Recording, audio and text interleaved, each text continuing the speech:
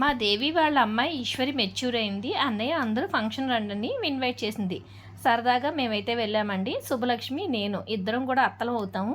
మేము వెళ్ళి అక్షంతలు వేసేసిన తర్వాత అత్త మీ ఇద్దరు అటు ఇటు కూర్చుని నాతో ఫోటో దిగండి అని చెప్పి ఈశ్వరి అయితే అందనమాట.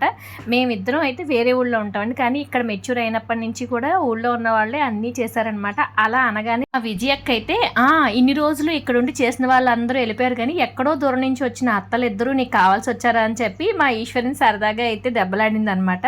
స్వామి బావగారు మా వారు ఇద్దరు ఈశ్వరికి మేనమామలు అవుతారనమాట. సరదాగా పాపనైతే ఎత్తుకొని చెప్పి ఫోటోకు పోజ్ అయితే ఇచ్చేశారు.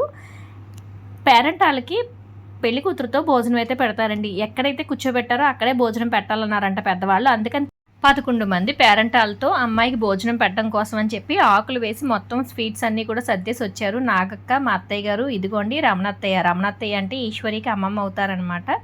ఇలా అందరికి పేరెంట్ వాళ్ళకి సర్దేసిన తర్వాత మా నాగక్క, విజయక్క వచ్చారండి. ఇందాక మేము దిగాం కదా, సేమ్ ఫోర్స్ వాళ్ళు కూడా దిగేశారు. వాళ్ళు ఇంకా మాకంటే కొంచెం ఒక స్టెప్ ఎక్కువ వేసి ఈశ్వరుని ఎత్తుకొని కూడా ఉయ్యాలు కూడా ఊపేశారు ఇద్దరు కలిసి. అయితే ఇలా సరదాగా ఫంక్షన్ అంతా కూడా చాలా బాగా జరిగింది.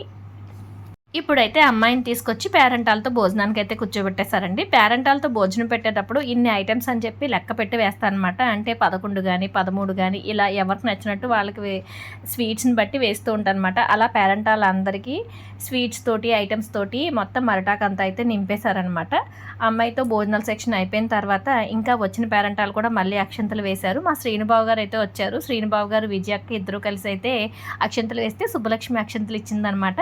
వచ్చిన పేరెంట్ వాళ్ళందరికీ అక్షంతలు వేసిన తర్వాత తాంబూలం ఇచ్చి పంపించారు. మా ఈశ్వరి ఫంక్షన్ ఇలా సందడిగా అల్లరిగా చాలా బాగా అయితే జరిగిందండి. మీకు ఎలా అనిపించిందో కామెంట్ చేయండి. Like, share, subscribe.